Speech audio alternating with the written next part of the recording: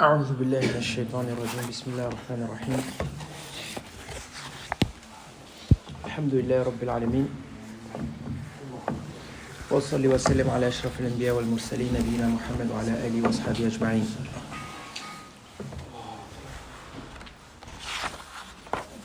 إن شاء الله نقرأ من كتاب مجالس شهر رمضان للعلامة محمد بن صالح العثيمين. يقول المؤلف: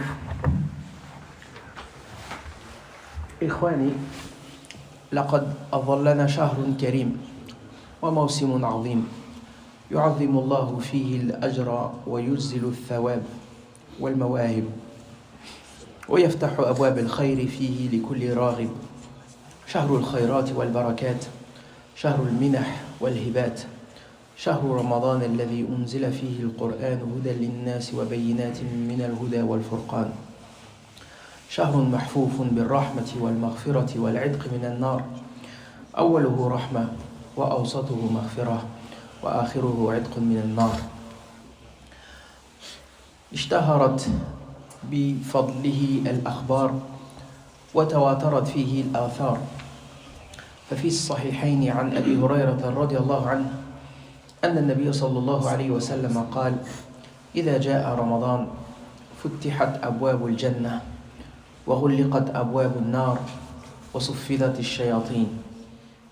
وإنما يفتح أبواب الجنة في هذا الشهر لكثرة الأعمال الصالحة وترغيبا للعاملين، وتغلق أبواب النار لقلة المعاصي من أهل الإيمان، وتصفد الشياطين فتغل فلا يخلصون إلى ما يخلصون إليه في غيره. Donc c'est un ouvrage qu'on va utiliser, Inch'Allah, pour nos cours normalement c'est hebdomadaire, mais on verra avec Inch'Allah les frères comment on va s'organiser. Mais l'idée c'est de prendre quelques minutes avant la prière de l'Aïcha et avant le Tarawih, faire un petit rappel. C'est un livre en fait qui est une compilation des discours de Cheikh Mohammed ibn Salih al-Uthaymin et donc qui ont été donnés pendant le mois de Ramadan. Et donc il commence tout d'abord en parlant des bienfaits du mois de Ramadan ou des mérites du mois de Ramadan. Et le premier mérite à mentionner, c'est tout simplement que c'est le mois au cours duquel Allah Azza wa Jal a révélé le Coran. Et c'est un mois qui est entouré de miséricorde, de pardon. C'est le mois au cours duquel Allah Azza wa Jal nous a franchis de l'enfer.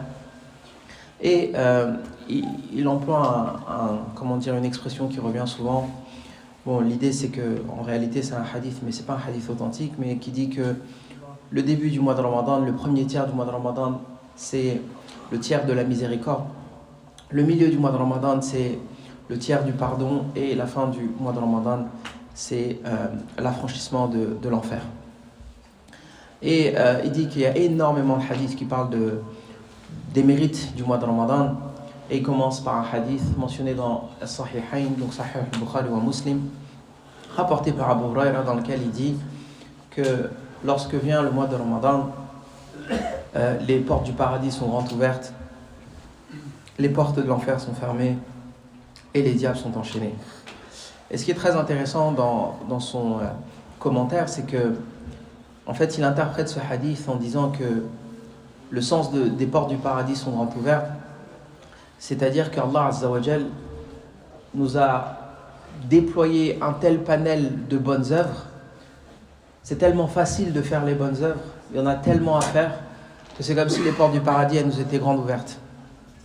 Et inversement, les gens qui ont la foi pendant le mois de Ramadan, ils sont tellement peu enclins à perpétrer le péché, que c'est comme si les portes de l'enfer leur étaient fermées, et que les shayatines, en fait, ils n'ont pas accès aux gens de foi, tellement ils sont enclins à faire le bien. وروى الإمام أحمد عن أبي هريرة رضي الله عنه أن النبي صلى الله عليه وسلم قال: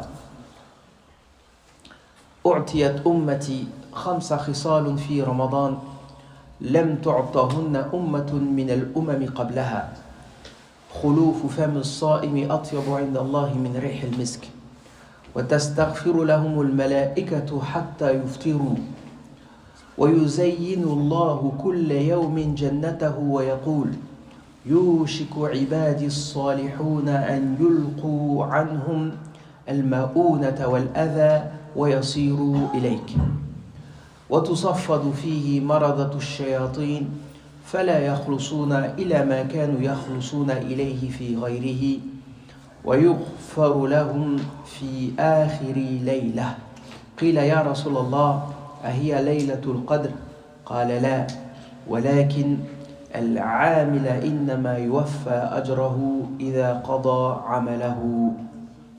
Donc c'est un très très beau hadith, mashallah, rapporté par l'imam Ahmed, dans lequel le prophète sallallahu alayhi wa sallam nous dit que la communauté a reçu 5 particularités pendant le mois de Ramadan qui n'a été octroyée à aucune autre communauté avant elle.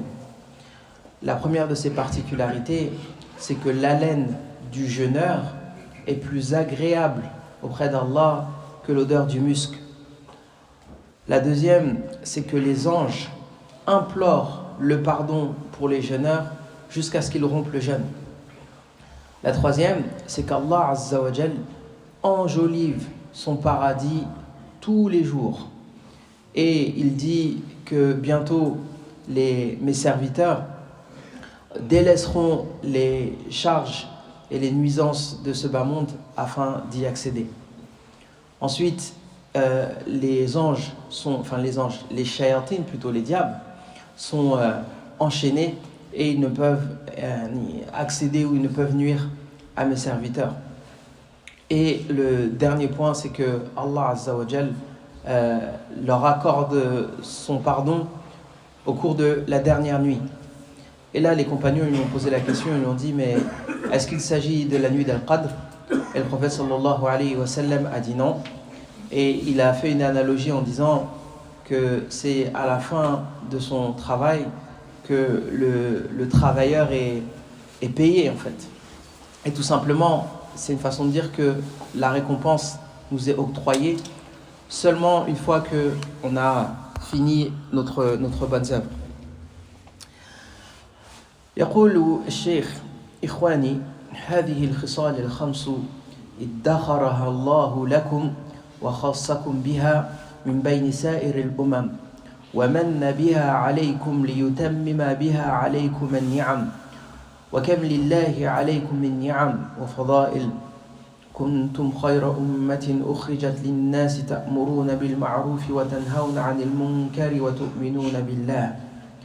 Donc là il nous dit que Allah Azza wa Jal nous a octroyé ces 5 bienfaits et il nous les a réservés aux dépens des autres communautés. Et en fait, c'est un bienfait qu'Allah Azza wa Jal nous a accordé. Et ensuite, il a mentionné le verset dans Sourate Al-Imran. Vous êtes la meilleure des communautés, vous enjoignez le bien et vous interdisez le mal et vous avez foi en Allah Azza wa Jal.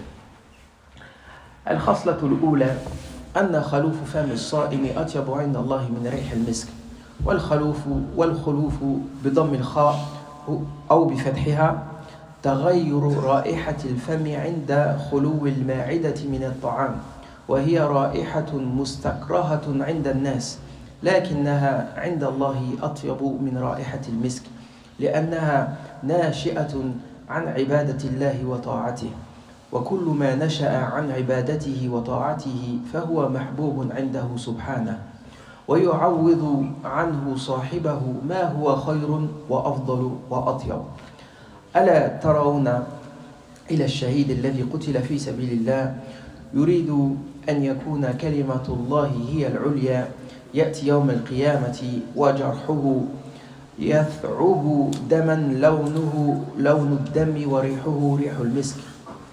وفي الحج يباهي الله الملائكة بأهل الموقف فيقول سبحانه وتعالى انظروا إلى عبادي هؤلاء جاءوني شعثا غبرا رواه أحمد وابن حبان في صحيحه. وإنما كان الشعث محبوبا إلى الله في هذا الموطن لأنه ناشئ عن طاعة الله باجتناب محظورات الإحرام وترك الترفه. Donc le cheikh il nous explique en parlant de la première particularité de cette communauté, le fait que la laine soit meilleure ou plus agréable auprès d'Allah Azza wa Jal que l'odeur du musc. Il nous dit en fait tout simplement la nature fait que une haleine en fait c'est quelque chose généralement de désagréable lorsqu'on en ressent l'odeur, et tout simplement le jeûneur il a forcément une mauvaise haleine en raison du fait que son estomac soit vide. Et il nous dit en fait la raison pour laquelle cette odeur est plus agréable auprès d'Allah Azza wa Jal que l'odeur du musc, c'est tout simplement que cette odeur en fait c'est le résultat de notre dévotion envers Allah Azza wa Jal. Et c'est la raison pour laquelle Allah Azza wa Jal l'apprécie tant. Et il fait une analogie avec le sang du martyr. Et Allah Azza wa Jal, dans un hadith où il nous explique que le martyr en fait il viendra le jour de la résurrection avec du sang dont la couleur est la couleur du sang mais l'odeur est l'odeur du musc. Il fait aussi une analogie avec un autre hadith dans lequel Allah Azza wa Jal se vante auprès des anges en disant « Regardez mes fidèles, ils sont venus aujourd'hui avec les cheveux ébouriffés et poussiéreux. » Et en fait, le fait qu'on ait les cheveux ébouriffés et poussiéreux sont le résultat de notre obéissance envers Allah Azza wa Jal, du fait qu'on évite ce qu'on appelle mahzurat al-ihram et qu'on ne recherche pas, quand on fait le pèlerinage, on ne cherche pas à s'embellir, à se parfumer, etc., à avoir la plus belle coupe de cheveux, etc. En fait, on est dans une position, dans une posture de dévotion et d'humilité. Et c'est ce qui nous vaut ce prestige auprès d'Allah Azza wa Jal. Ensuite, il nous dit le cheikh وَالْخِصْلَةُ الثَّانِيَةُ أَنَّ الْمَلَائِكَةَ تَسْتَغْفِرُ لَهُمْ حَتَّى يُفْطِرُوا وَالْمَلَائِكَةُ عِبَادٌ مَكْرُومُونَ عند الله تعالى لا يعصون الله ما أمرهم ويفعلون ما يؤمرون فهم جديرون بأن يستجيب الله دعاءهم للصائمين حيث أذن لهم به وإنما أذن الله لهم بالاستغفار للصائمين من هذه الأمة تنويها بشأنهم ورفعة لذكرهم وبيانا لفضيلة صومهم. والاستغفار طلب المغفرة وهي ستر الذنوب في الدنيا والآخرة والتجاوز عنهم، وهي من أعلى المطالب وأسمى الغايات، فكل بني آدم خطاؤون مسرفون على أنفسهم مضطرون إلى مغفرة الله تعالى. Donc il nous dit la deuxième caractéristique de cette communauté, c'est que les anges prient pour nous et les anges implore le pardon d'Allah Azza wa Jal pour nous, et il explique que les anges ce sont en fait des êtres que Allah Azza wa Jal contraint à l'obéissance, et il cite un verset la ya'sun Allah ma amarahum wa yaf'aluna ma yu'marun, c'est-à-dire qu'ils ne désobéissent jamais à Allah Azza wa Jal, et étant donné qu'ils ne désobéissent jamais à Allah Azza wa Jal, ce sont des êtres dont les invocations sont systématiquement exaucées. Et donc Allah Azza wa Jal leur a autorisé à prier ou à implorer le pardon pour les jeûneurs. Donc forcément, automatiquement, Allah Azza wa Jal exauce leur invocation. Et il explique que l'imploration du pardon, ce qu'on appelle l'istighfar, c'est tout simplement un rempart contre l'enfer ou contre les conséquences de nos péchés dans cette dunya et dans l'au-delà. Et il explique aussi que c'est l'une des adorations les plus nobles, et ça doit être une finalité ou un objectif pour le croyant, étant donné que tous les croyants ou tous les fils d'Adam sont des pécheurs et que par conséquent ils ont besoin du pardon d'Allah Azza wa Jal. الخصلة الثالثة أن الله يزين كل يوم جنته ويقول يوشك عبادي الصالحون أن يلقوا عنهم المؤونة والأذى ويصيروا إليك، فيزين الله تعالى جنته كل يوم تهية لعباده الصالحين وترغيبا لهم في الوصول إليها، ويقول سبحانه يوشك عبادي الصالحون أن يلقوا عنهم المؤونة والأذى يعني مؤونة الدنيا وتعبها وأذاها يشمرون إلى الأعمال الصالحة التي فيها سعادتهم في الدنيا والآخرة والوصول إلى دار السلام والكرامة. Donc ensuite le cheikh nous explique que la troisième caractéristique de cette communauté, c'est que dans le hadith, Allah Azza wa Jal, chaque jour, embellit son paradis et il dit « Il ne reste plus longtemps avant que mes serviteurs vertueux ne se débarrassent de la charge et du mal et ne viennent à toi. » Et donc en fait, quand il nous parle de la charge de ce bas monde, le cheikh il nous explique que toutes les vicissitudes de ce bas monde, toutes les problématiques, et le croyant c'est quelqu'un qui fait les efforts, déploie les bonnes œuvres pour atteindre le bonheur final qui est le paradis, qui le cheikh qualifie de Dar al-Salam wal Karama, c'est-à-dire la demeure de la paix et de la dignité. الخصلة الرابعة أن مردة الشياطين يصفدون بالسلاسل والأغلال فلا يصلون إلى ما يريدون من عباد الله الصالحين من الإضلال عن الحق والتثبيط عن الخير وهذا من معونة الله لهم أن حبس عنهم عدوهم الذي يدعو حزبه ليكونوا من أصحاب السعير ولذلك تجد عند الصالحين من الرغبة في الخير والعزوف عن الشر في هذا الشهر أكثر من غيره. La quatrième caractéristique, c'est que Allah Azza wa Jal a enchaîné les diables par des chaînes et que les diables n'ont pas accès à ses fidèles serviteurs et ils ne peuvent pas les détourner de la vérité et de les empêcher de faire le bien. Et ça, c'est en fait l'œuvre d'Allah Azza wa Jal, c'est l'aide d'Allah Azza wa Jal, le fait qu'il ait emprisonné leur ennemi, qui appellent leurs alliés pour faire partie des partisans de l'enfer. Et il dit c'est la raison pour laquelle les gens pieux, les dévots, ils ont beaucoup de motivation à faire le bien et ils sont complètement détournés, distraits du vice pendant ce mois et beaucoup plus que pendant les autres mois de l'année. Al-Khaslatul Khamisa أن الله يغفر لأمة محمد صلى الله عليه وسلم في آخر ليلة من هذا الشهر إذا قاموا بما ينبغي أن يقوموا به في هذا الشهر المبارك من الصيام والقيام تفضلا منه سبحانه بتوفية أجورهم عند انتهاء أعمالهم فإن العامل يوفى أجره عند انتهاء عمله. Donc il dit la cinquième et dernière caractéristique, c'est que la communauté de Muhammadin sallallahu alayhi wa sallam, en fait elle reçoit sa récompense qui est le pardon des péchés le dernier jour du mois de Ramadan. Et encore une fois il fait l'analogie avec un travailleur qui reçoit son salaire à la fin de son travail, mais il ajoute que en fait cette récompense là c'est par la grâce d'Allah Azza wa Jal. Ensuite il dit وقد تفضل سبحانه على عباده بهذا الأجر من وجوه ثلاثة.